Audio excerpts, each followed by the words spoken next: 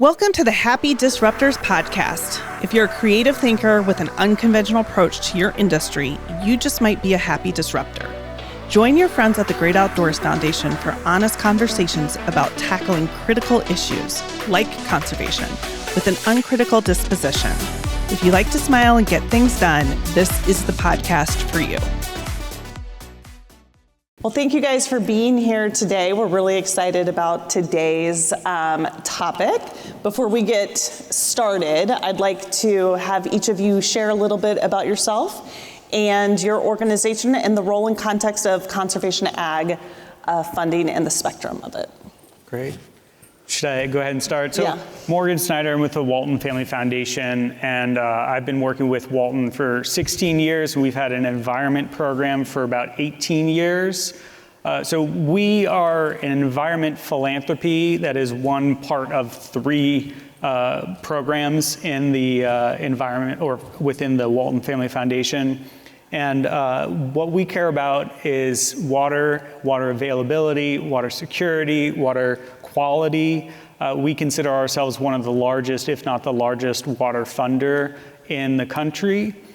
We do about $110 million a year in grant making in the US primarily, and then internationally on some other fisheries and coastal resilience issues. So for us, you can't work on water without working with agriculture, in collaboration with agriculture, to really find solutions that help us address these systemic challenges we have around our water security. Recently, just a couple months ago, we also added a new tool to our toolbox. So we are also deploying impact first investments or loans and guarantees alongside our grant making. And that's a brand new tool. And we're excited to be able to bring this new tool to be able to figure out, like, how do we get greater adoption of conservation practices to help us implement water quality goals, not just at a local level, but at a national level. Hello, Mindy Montgomery. I'm the Vice President of Sustainability at CoBank. CoBank is a financial institution that's part of the Farm Credit System. So we fund a large majority of agriculture.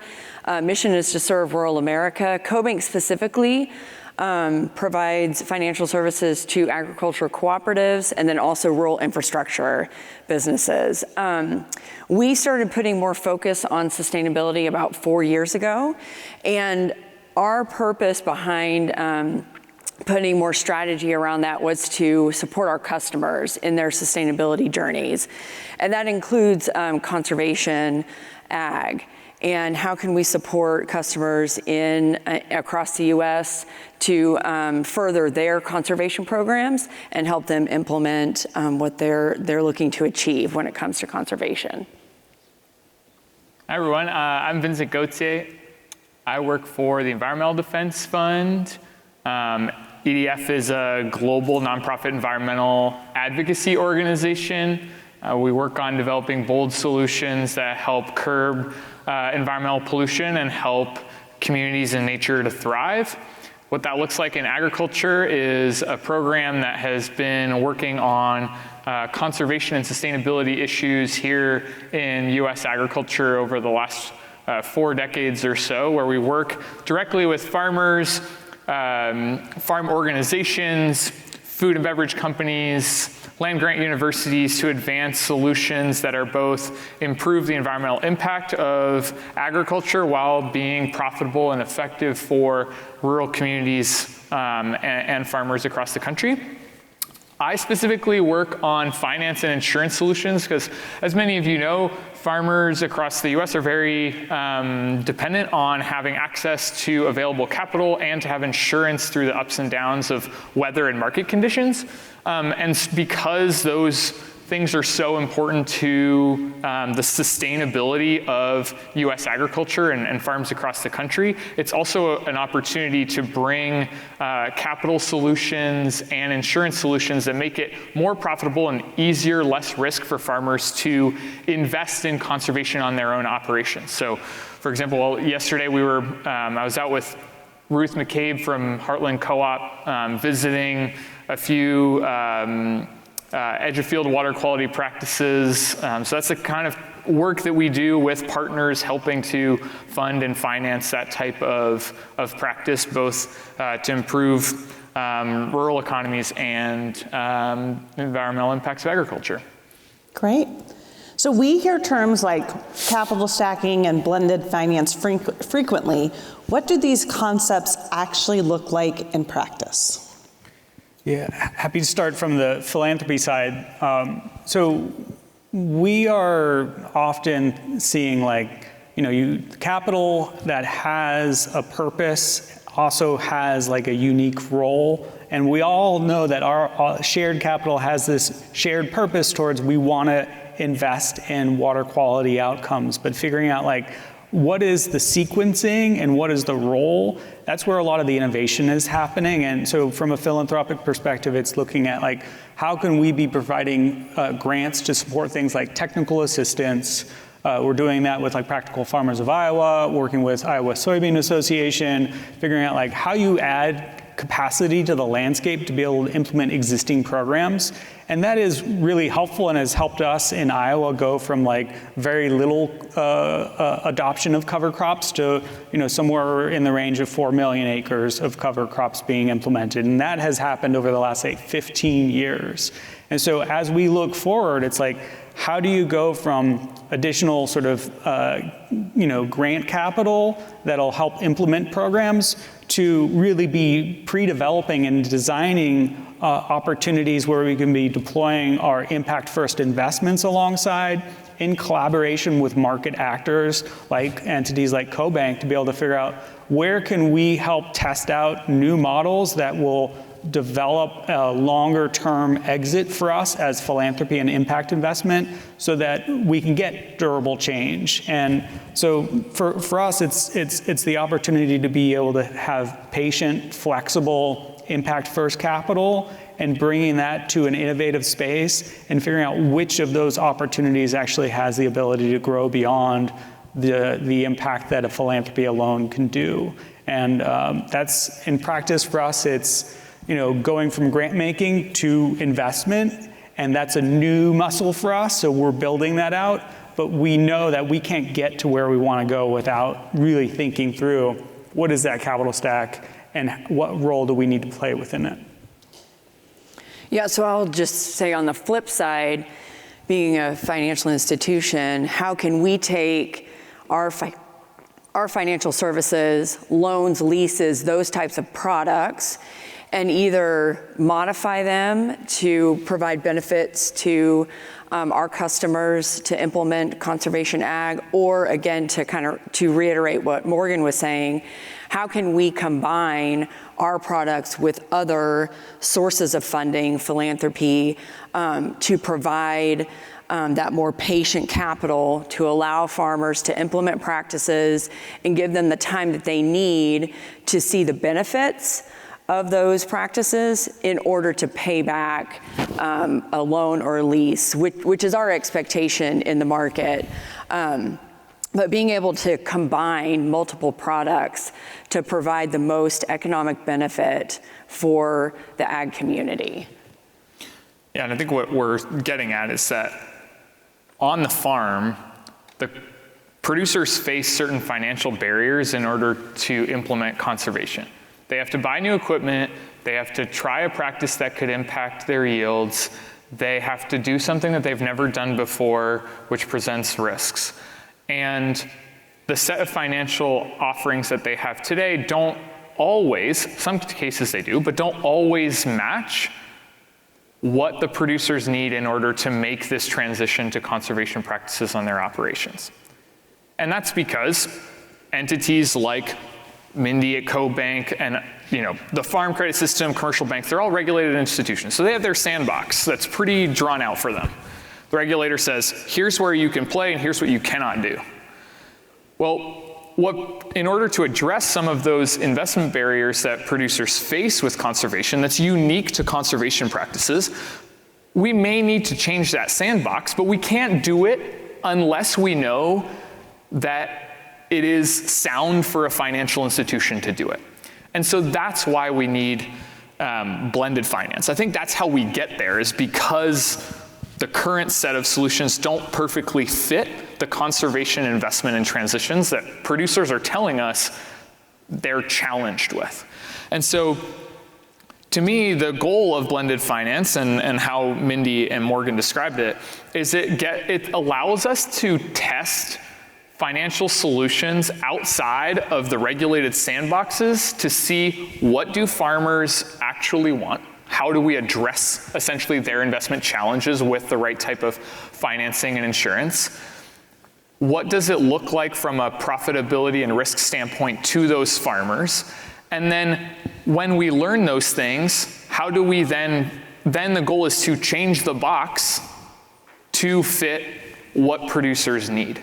And blended finance gives us the opportunity to test outside that sandbox what is right to help producers get over those financial challenges in implementing conservation.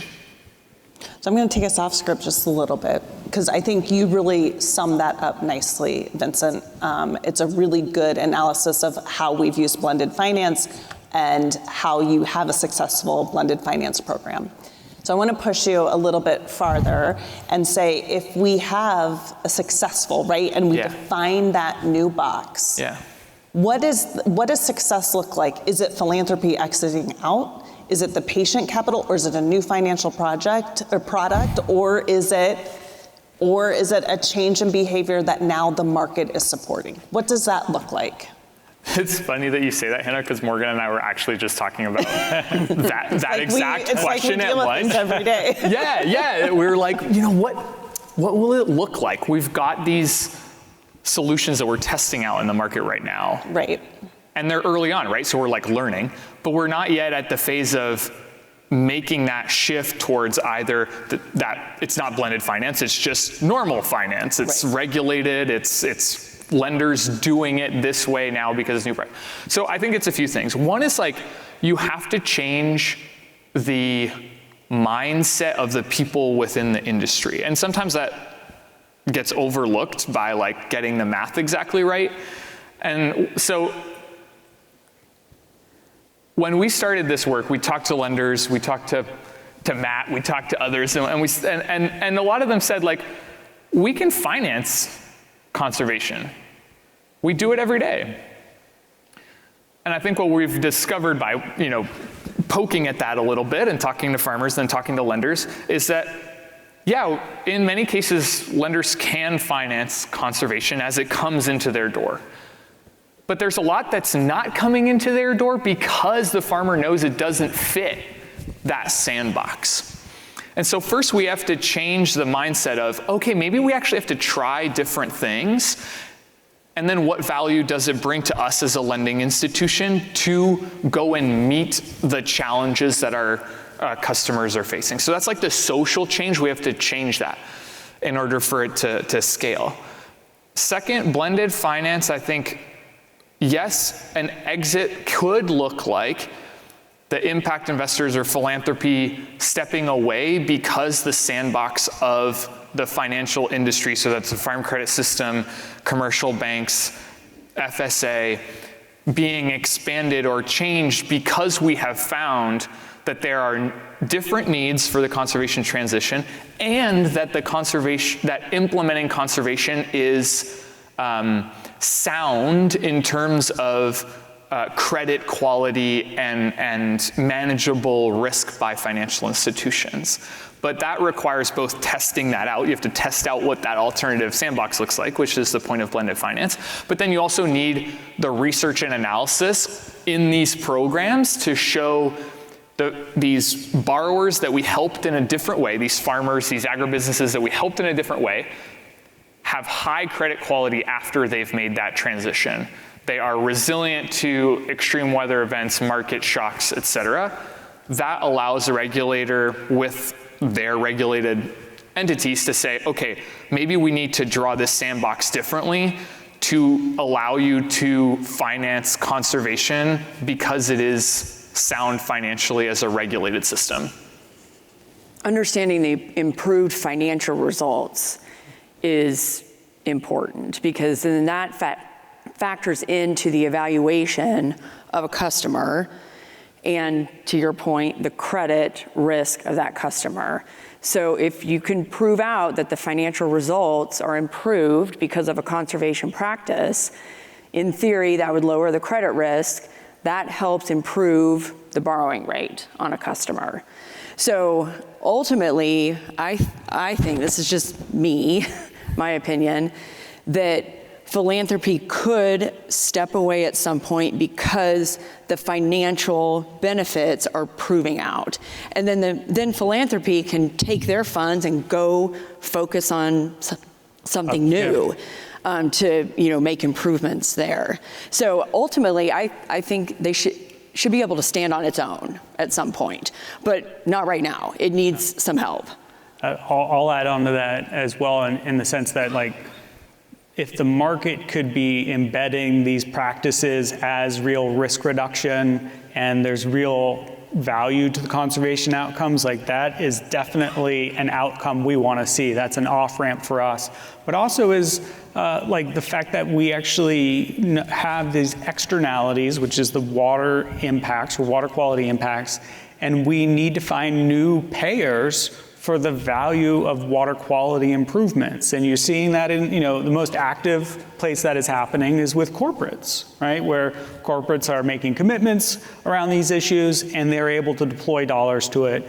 But how do we also expand that into public dollars as well? And we're hearing that like from IFA as well, as like there is tools out there, but we have to be able to like bring together philanthropy, the technical assistance, the expertise of an EDF, the bankability and underwriting of a co-bank, and also new buyers of those environmental outcomes all together to be able to create something that feels like it's actually scalable, and we can, as philanthropy and impact investment, like begin to exit, because we are trying to create a new system that embeds those externalities either into the economic model or into a new payer for those outcomes. What are some of the most pressing financing needs for producers, growers, agribusiness, and how are you addressing them? I'll just say quickly, I know nothing about this. I'm also like tongue-in-cheek, what we think about a lot is like, if you are a farmer who is looking to implement conservation practices for the first time, you are going through a transition where you need new equipment, you need new inputs, you need to be able to manage a new system that you maybe hadn't done in the past. And so you need support along that sort of transition period. And part of how we're approaching this is assuming that like after the 3 to 7 year period, that the funding that we provide can start to back away, because these producers start realizing the value to them economically, agronomically, that will allow it to really be sticky long term. So, yeah, I think it's the upfront costs. Getting over that hurdle. How do you get the funding to address those costs? And then ultimately, from a financial institution's perspective, the expectation to pay that back. But can we delay payments because there was that large upfront cost that was needed? But can we wait on receiving that payment back? So thinking about different, I guess, kind of terms on loans to accommodate that. Mm-hmm. Yeah, completely.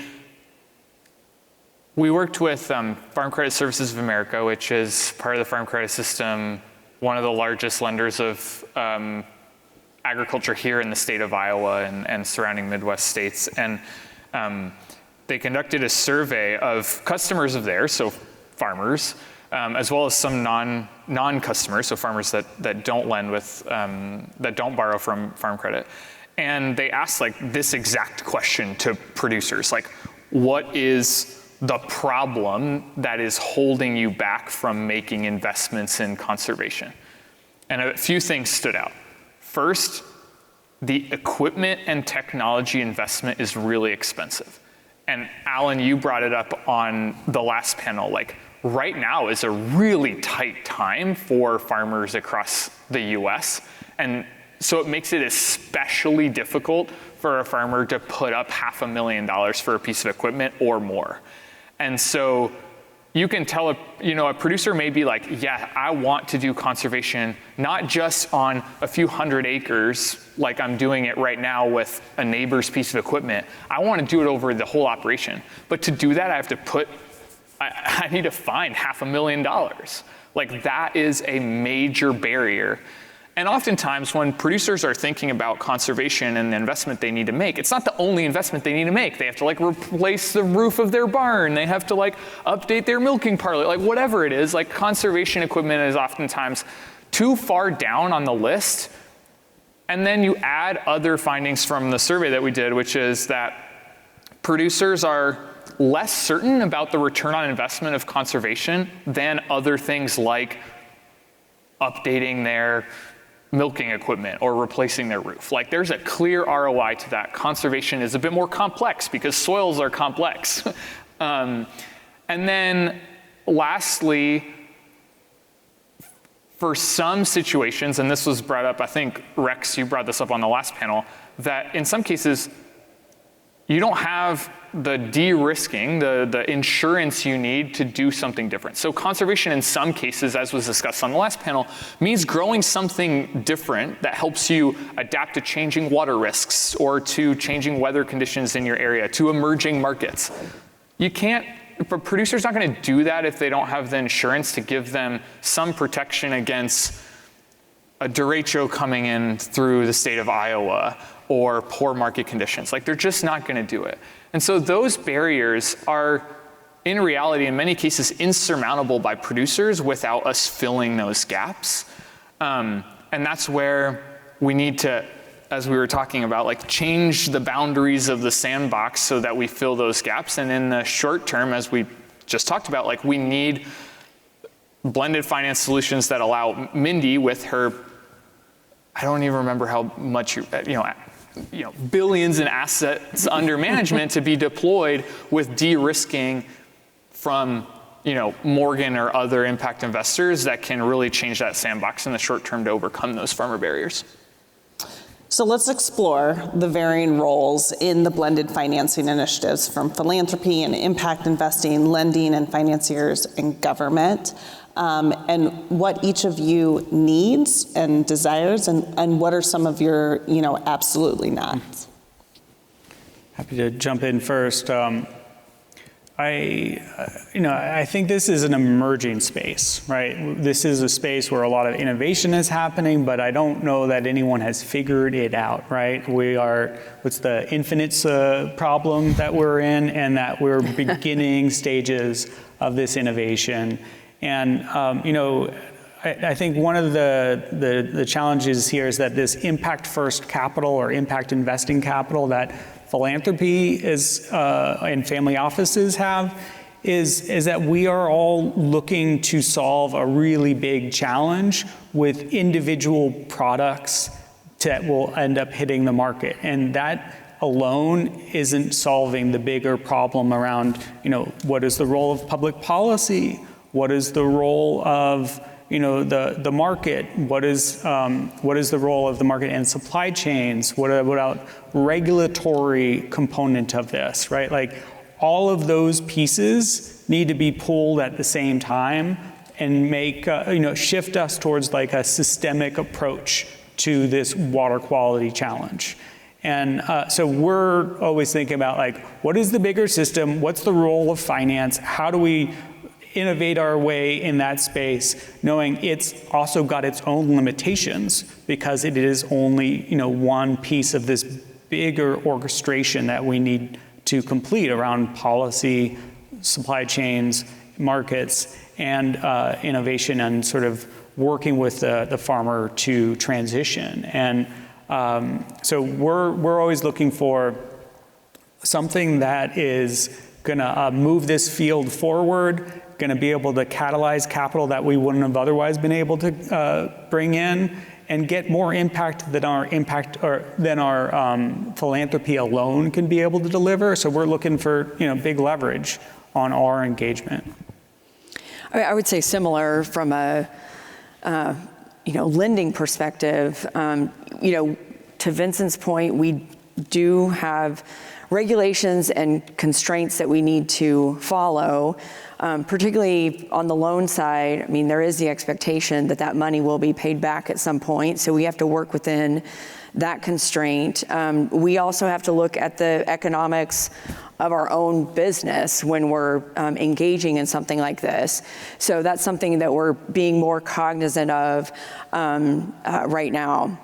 So I think in order to step outside of those boundaries or, try to, work within, but work outside, it's engaging with partners like philanthropies, not-for-profits to, again, just to reiterate what Morgan said, try to take our product further to continue to support our customers in getting to a more improved business, which again in turn will help our business, but it's kind of that short-term versus long-term vision. In the short term, you definitely want to help your customers. How does that impact you in the long term? It's hard to evaluate. So yeah. I'll give an example of how one of these blended finance mechanisms is working. So 2 weeks ago, we Compeer Financial, which is another entity of the Farm Credit System, so a cooperative lending institution that mostly finances operations in northern Illinois, Wisconsin, and Minnesota, so not too far from here. Similar types of, especially row crop operations.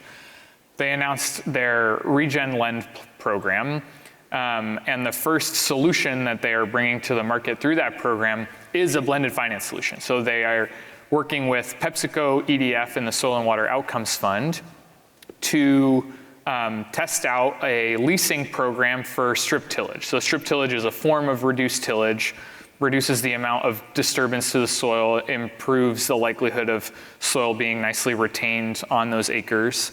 And the way the program works is that Compeer buys the pieces of strip tillage equipment. In many cases, they're $300,000 to $750,000 a piece. They are leasing it to the farmer, so the farmer is not going to own that piece of equipment unless they decide to after the lease is over. So they get to test out that piece of equipment for a number of years to see if it's something that they want to continue doing and really invest in the equipment themselves. And then PepsiCo, as a company that's looking to support conservation agriculture in their supply sheds, they are providing funding that brings down the cost of that lease to the farmer by up to 35%. In exchange, the farmer is giving up the claims to the environmental outcomes that can be generated by that strip tillage, which Soil and Water Outcomes Fund is quantifying and providing the claims to PepsiCo under their sustainability targets. But in this solution, what we're aiming to do is to test out if you do bring down that cost barrier to producers, is that attractive to them? Is it overcoming one of the barriers? And interestingly, in the first couple of weeks now of this pipeline of I think 130 farms so far have shared interest. And most of them would not have participated in supply chain or NRCS programs to pay for the implementation of strip till on a per acre basis. So there was a gap essentially in the type of solution they needed to implement strip tillage, and that was reducing the upfront cost of the equipment. They were bought into over the next 6 years, this practice is going to be good for me and my operation, but I just can't get over that $600,000. I just don't have the capital available for that big of an investment in my pipeline of projects.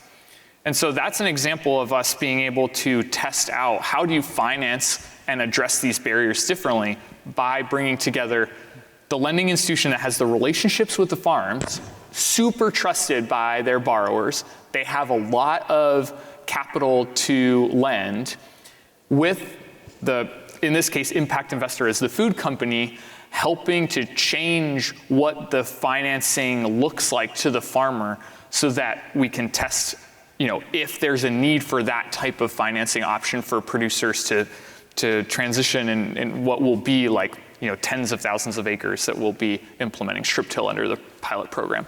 That's a really good example. Thank you for that. I want to go back to how both Mindy and Morgan answered, because I think it really illustrates kind of where we're at in this next question. Mindy, you referenced sort of your hard guidelines that you have, and your expectation for the repayment and where you have to operate.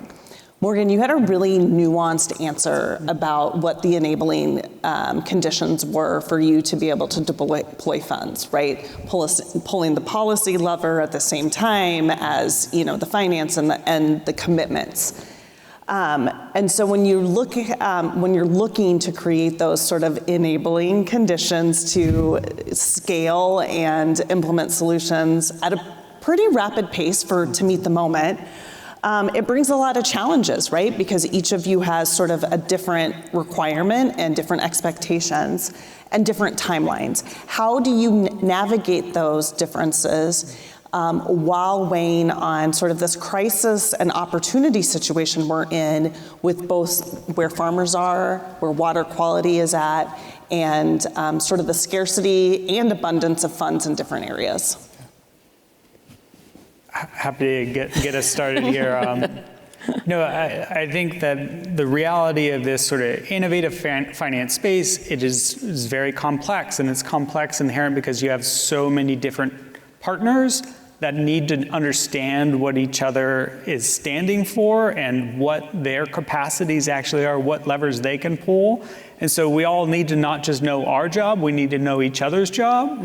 And we all don't have time for that, right? It's so complex. So we've spent a lot of time thinking about don't you need more centralized nodes? And I'd say EDF even plays this role at times too. It's where you have shared capacity in changing a system, with a bought-in sort of idea of what is the vision, this collaboration or coordinated set of actors, what are they all moving in lockstep towards?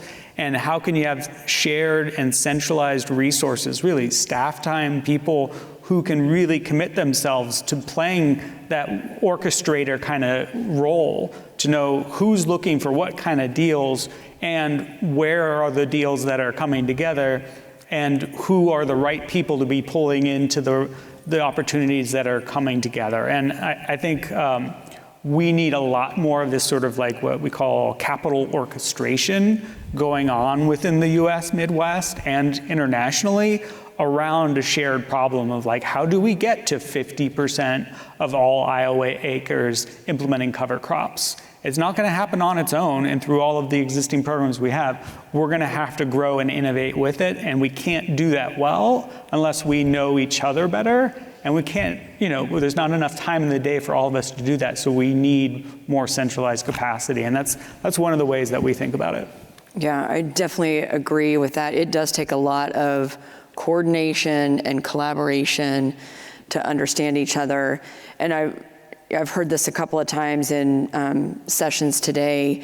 The language is not necessarily the same across the board. So I'll give credit to Nita for that one.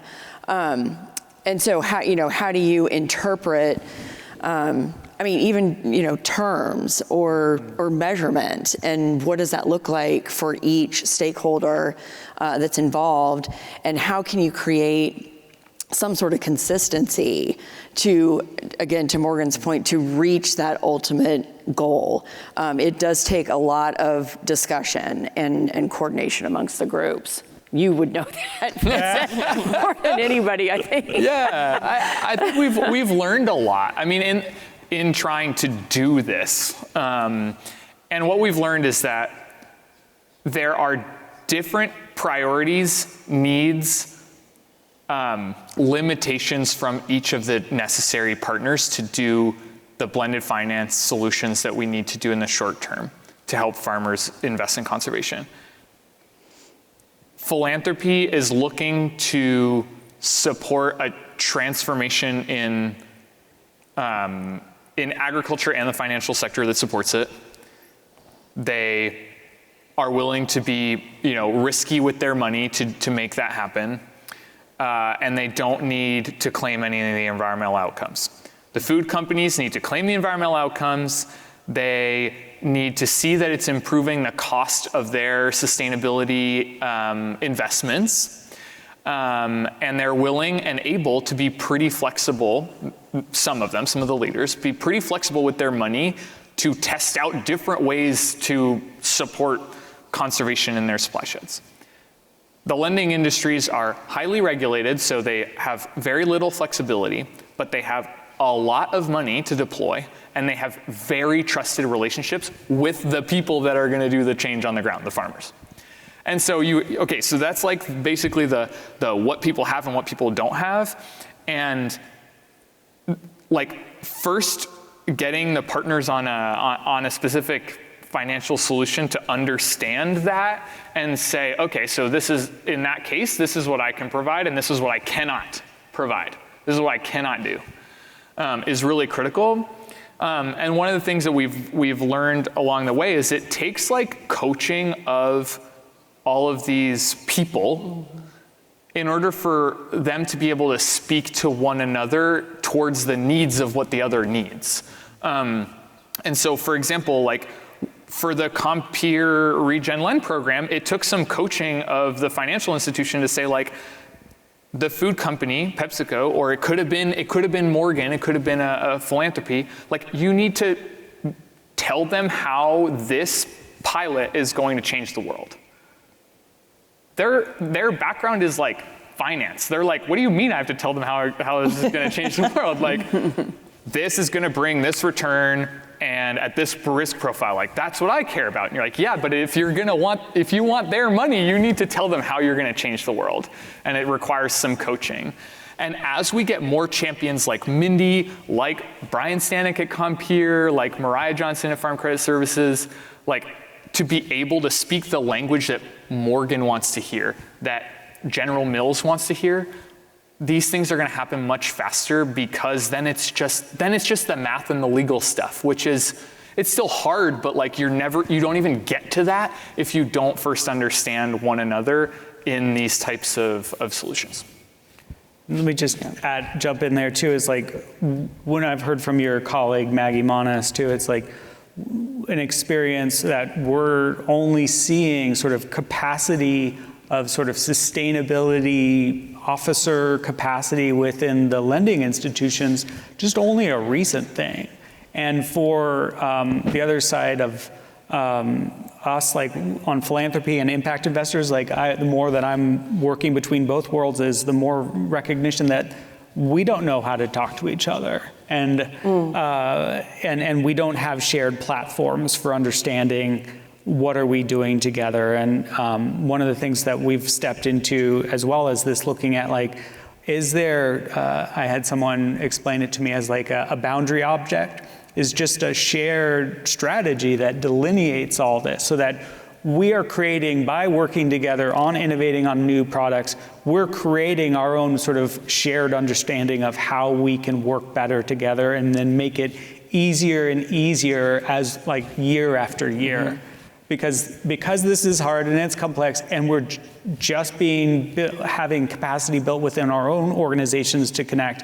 And now we need sort of shared capacity as well. And like, how do we orchestrate our shared action so we're not all moving in disparate directions that don't have relation to each other. They all are more powerful when they're done in orchestration.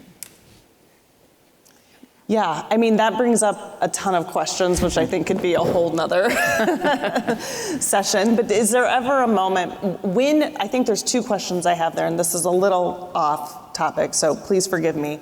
But at what point do you bring in that end user, right, to weigh in?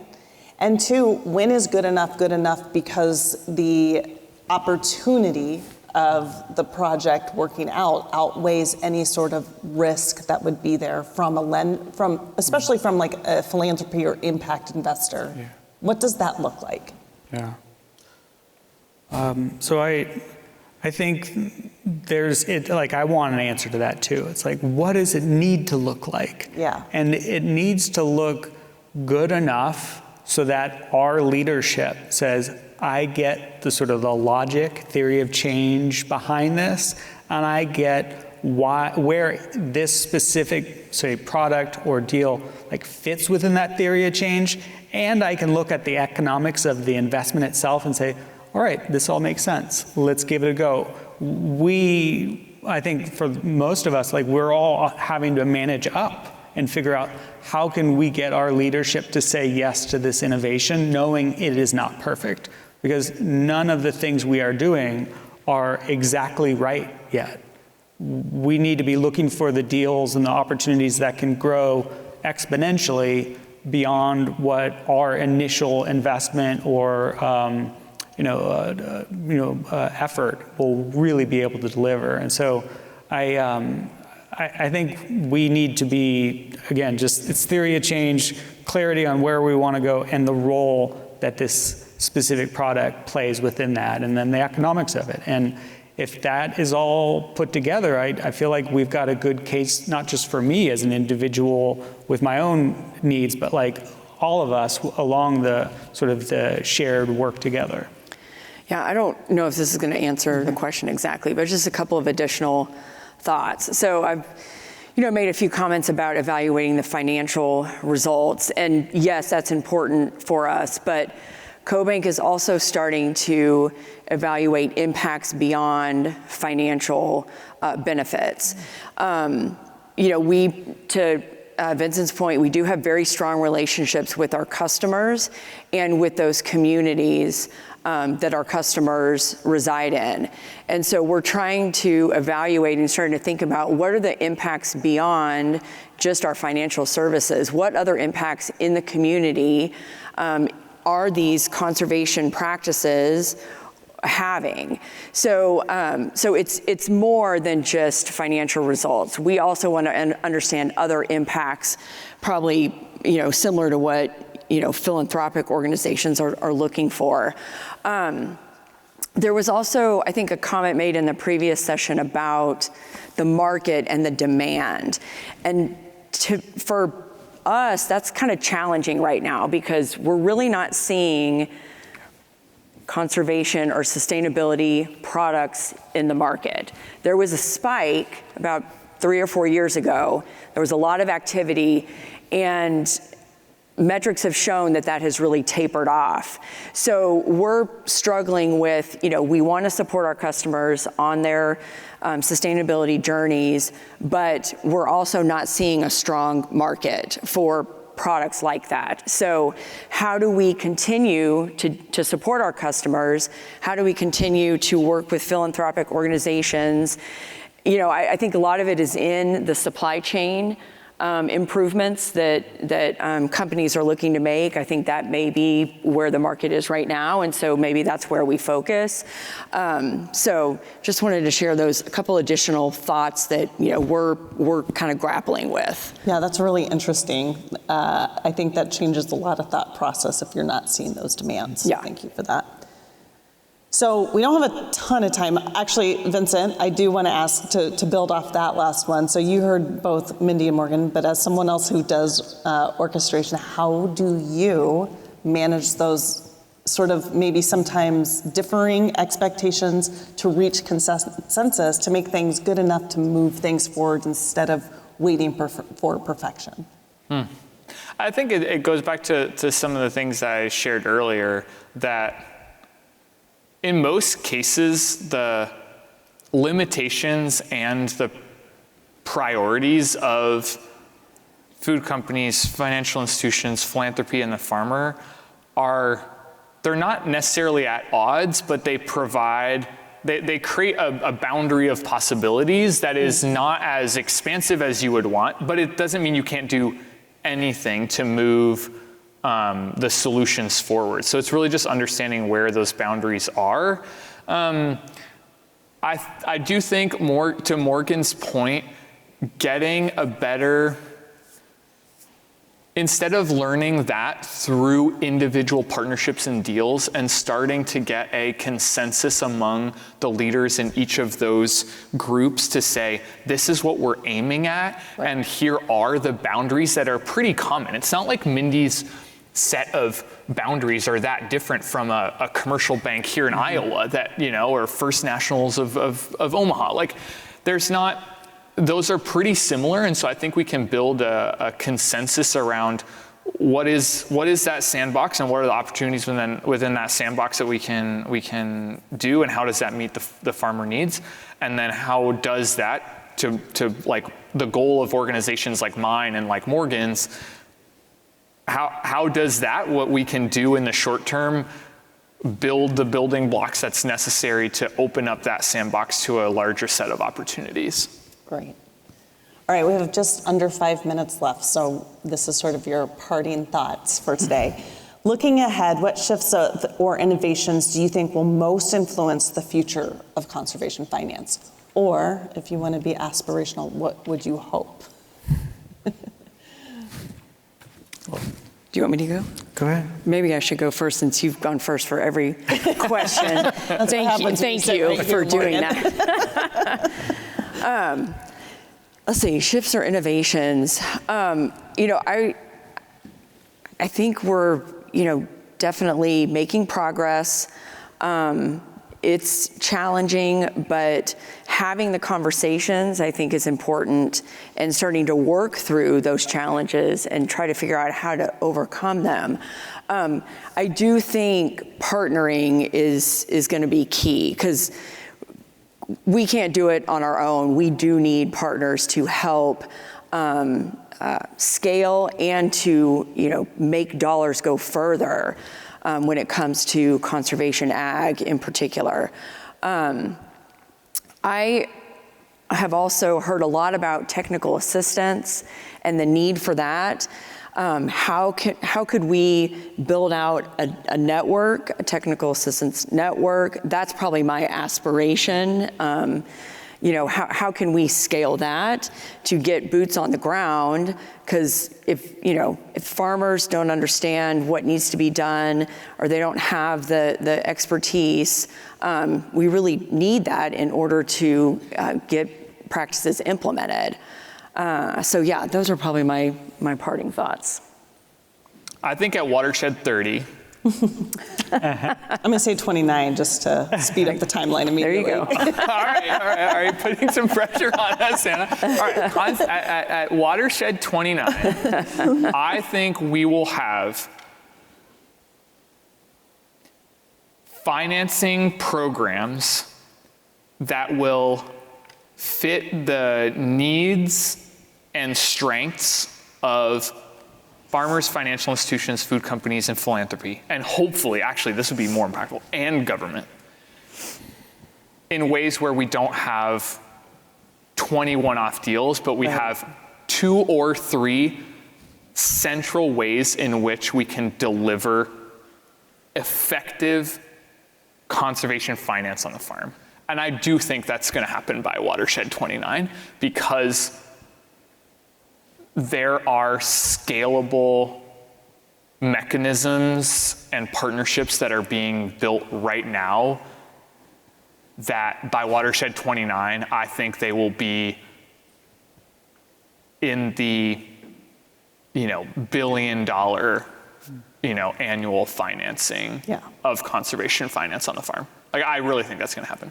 We were talking about this, Mindy and I were at a gathering, and it's like, our hope is the innovation that we're working for becomes boring. Yeah. Because it is the option now. Yeah, we want to work ourselves out of a job. Yes, exactly. Yeah, I'd add that, it's like conservation becomes part of the business model, becomes part of the norm. It's not just a cost center. It's not just a charity, right? And that we are bringing in new payers for the values of the water quality that's being improved, right? And we're doing that through these innovative deals and products that we bring to the marketplace and test out and see come to life beyond the initial investment. And that, to me, is where we're definitely going. And it's just about how fast can we get there, and do we have the right resources and time to be able to put to it, to be able to solve this really complex and difficult challenge. But, just 3 years, we'll do it. I think we can, just one thing to add as some hope towards this vision that we all have by Watershed 29. If you look to our northern partners, Farm Credit Canada has a $2 billion sustainable finance goal for the farms and agribusinesses that they finance. And just within like a year of starting to deploy sustainable finance solutions on the farm, they're already like 10% there. Yeah. And so it is doable. Like we will do it. We will just maybe lag a little bit behind, but I think we'll get there. Perfect. Well, thank you guys so much for being here and having this discussion. It's a really important one, and I look forward to the success story at Watershed 29. So, thank you. Thank you.